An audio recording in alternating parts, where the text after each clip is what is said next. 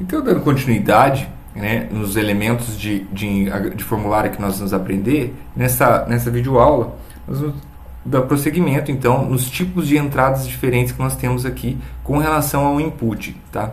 E nós vamos ver que eles são muito parecidos, o que vai mudar é só o tipo do input. Então, na aula passada, na videoaula passada, a gente aprendeu o input do tipo texto, certo? Mas existem uma série de outros inputs que vão permitir a gente capturar dados de várias maneiras aqui. Então, a gente vai ver todos os códigos, depois a gente vai, por exemplo, uma vez que agora já está claro na cabeça de vocês como que funcionam os elementos, depois a gente só vai para inspecionar esses códigos, como eles foram criados. Então, para criar um input de cor, ou seja, para o usuário poder selecionar uma cor, seja ela qualquer cor, ele vai carregar uma paleta de cores para que o usuário selecione, a gente vai criar um input, só que daí o tipo não vai ser mais tipo texto, vai ser tipo color, ok? E aí a gente pode definir um ID, um nome e o valor. Se a gente for definir um valor, esse valor vai ser em formato X, que é aquele formato hexadecimal, onde eu coloco o jogo da velha, as duas cores em hexadecimal para o vermelho, depois para o verde, depois para o azul, ok? E aí então a gente tem esse é o nosso elemento para selecionar uma cor. Além da cor, nós temos um elemento para selecionar a data, certo? Para receber uma data. E aí ele vai abrir um calendário.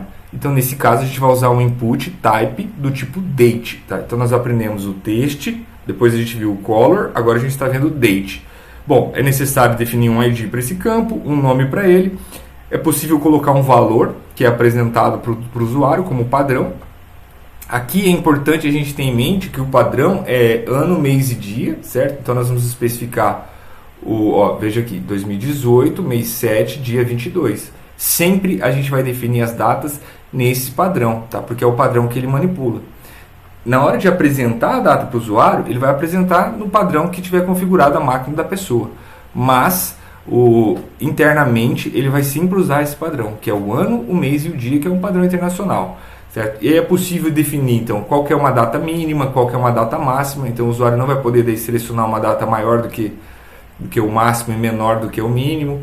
Ok? Então, nesse caso, a gente definiu tipo 1/1 de 2018 até o dia 31/12 de 2018. Ou seja, tem que ser uma data do ano de 2018 nesse caso aqui, nesse exemplo. Tá?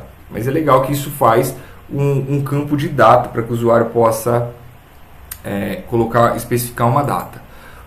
O próximo elemento é um e-mail. Caso eu queira receber um e-mail, então eu tenho um tipo específico que é o tipo e-mail.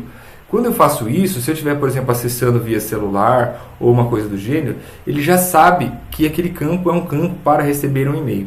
Tá? Veja que nesse caso aqui eu coloquei um tamanho, coloquei 30, coloquei que o campo é required, ou seja, que ele é obrigatório, certo? Mas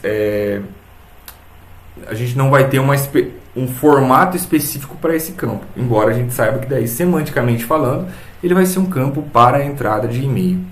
O próximo exemplo é o numérico, certo? Então, se a gente quiser receber um valor numérico, a gente vai usar um tipo chamado number, ok? Faz sentido, né? Então, esse tipo number, a gente também consegue colocar um valor mínimo, um valor máximo, e ele vai aparecer um contadorzinho, e a gente pode, inclusive, especificar qual é o step. Esse step é qual é o salto, né? Quando eu aperto no botão, ele aumenta de 5 em 5. Ele pode aumentar de 1 em 1, de 2 em 2, 10 em 10, 1000 em 1000, 100 em 100. A gente escolhe. Tá? É necessário definir um valor mínimo, um valor máximo. O step, se a gente não informar, ele vai usar de 1 em 1. Tá? E aí a gente recebe um valor numérico aqui. O usuário não vai conseguir digitar um texto.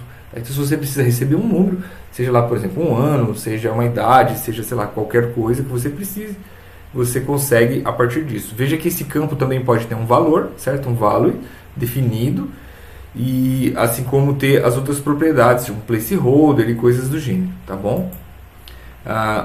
Outro tipo que a gente utiliza com uma certa frequência é o tipo senha. Isso aqui é para formulários de login, para cadastros, etc., quando o usuário precisa digitar uma senha. Então, quando a gente deseja receber uma senha, o tipo que é utilizado é o tipo password. Okay? Então, quando eu defino o tipo password, eu estou dizendo que ele é uma senha. Posso definir tamanho mínimo, posso definir tamanho máximo, coisas do gênero, tá? Definir que ele é obrigatório ou não. E aí, quando a gente digita o texto no campo password, ele coloca aqueles asteriscos, ou seja, ele não permite a gente ver o que está sendo digitado. Essa é a característica de um input do tipo password. que é o tipo de senha. Temos também uma opção de escolher um valor dentro de um intervalo, a gente chama isso aqui de slider ou alguma coisa assim, certo? Que a gente vai definir que é um input do tipo range. E a gente tem que colocar qual é o valor mínimo, qual é o valor máximo, certo? E qual é o valor que nós queremos deixar como padrão. Feito isso, o usuário vai poder selecionar a partir de um marcadorzinho qual valor ele deseja, tá bom? Temos também o campo de busca, caso você queira, é um campo necessário para fazer uma busca e coisas do gênero, então eu tenho um tipo específico para esse campo, que é o type search, certo? Isso faz com que, por exemplo, no celular ele já vai colocar uma lupinha no pano de fundo dependendo da configuração, ele vai mostrar que aquilo ali é uma coisa de busca, tá ok? Então veja que os elementos, eles são todos iguais, o que está mudando aqui? Está mudando apenas o tipo, tipo texto, tipo data, tipo cor, tipo busca, esse caso aqui é o tipo busca, tá? Também temos o tipo time, que é para definir uma hora, e aqui ele vai aparecer daí o contador no formato de uma hora, certo? Para selecionar um tempo, uma hora, e aí a gente pode colocar tamanho mínimo, valor mínimo e máximo, lembrando que o máximo é 24 aqui, né? Que a gente pode definir, e assim sucessivamente. O campo URL é para receber uma URL, certo? O usuário poder digitar uma URL qualquer, seja de um site, um endereço de um site, um endereço eletrônico ou coisas do gênero, tá bom? Enfim, então, diante de todas essas listas, né, é uma grande quantidade, eu sei que talvez memorizar essas propriedades agora seja um tanto quanto complexa, então eu preparei um exemplo para vocês, está aqui nesse link, vou carregar aqui, onde eu fiz todos os elementos e agora eu posso mostrar para vocês cada um desses elementos, certo? Então, vou minimizar aqui. Olha, veja aqui todos os elementos, eu vou mostrando para vocês. Primeiro, opa, deixei aqui o termo errado, né? Aqui vai ser nome, por exemplo. Aqui vai ser um nome, certo? E aí, ó, se eu clico aqui no campo, ele já seleciona esse elemento. Isso aqui é o input do tipo texto normal, como nós já vimos. Vou mostrar para vocês o input color. Ó, o input color, ele aparece dessa maneira. Eu coloquei uma cor como padrão aqui, sei lá, é essa cor, E66465, que é essa cor aqui. Quando eu clico nesse elemento, ele já carrega com essa cor e traz para mim os componentes, né?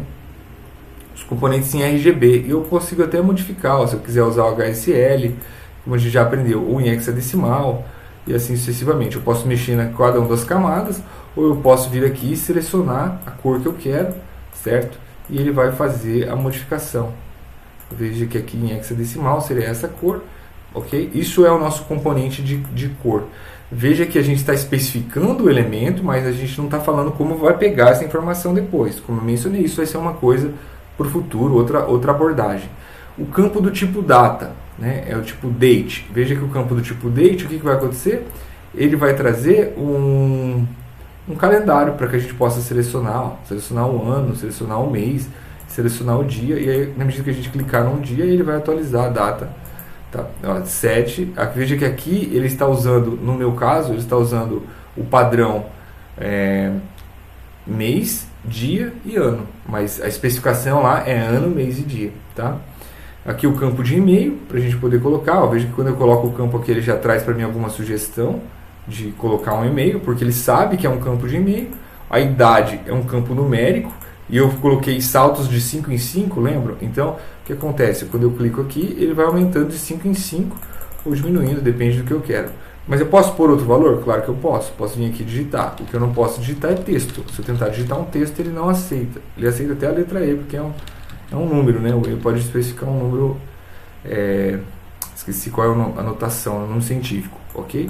E aí eu vou aumentando de 5 em 5. E é assim que funciona o input de number, ok? Com relação à senha, veja que aqui, se eu digitar agora uma coisa, ó, isso aqui é o campo do tipo password, então esse é o password, isso aqui é o efeito do password que a gente tem, tá? Não é possível ver o que está sendo digitado.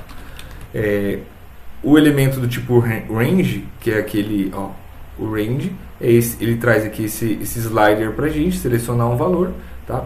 Não aparece qual é o valor que está selecionado, a gente precisaria, se a gente quisesse que aparecesse, formatar isso aqui, usando o CSS ou JavaScript, usando JavaScript para mostrar qual valor está sendo selecionado, mas permite a gente fazer então essa seleção. O nosso campo de busca, veja que aqui eu tenho um elemento para fazer uma busca. Aí o campo de hora eu consigo especificar um horário, ó, e aqui ele vai colocar AM ou PM, ó, PM antes do meio-dia e pós meio-dia. Eu não sei se eu clicar aqui no relógio, ele traz para mim a possibilidade de todas as horas, ó. Posso fazer isso aqui e já selecionar a hora. E por fim é o URL, que é o campo do tipo URL, que permite a gente colocar um caminho específico, e aí ele já vai carregando. Note que o próprio navegador, na medida em que eu coloco um tipo específico, quando eu clico ali ele já tenta selecionar coisas que me são interessantes daquele tipo, ok?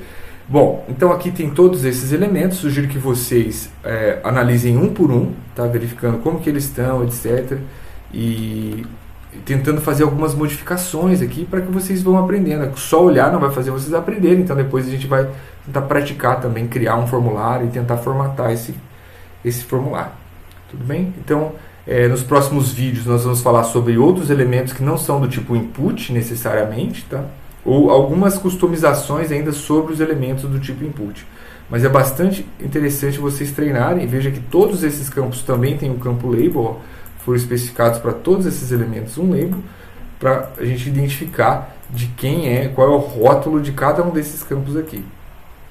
Deixa eu mudar a cor aqui, tudo bem? Aí fiz assim, que eu posso mudar a data e horário. Então esses são os nossos inputs. Até o próximo vídeo.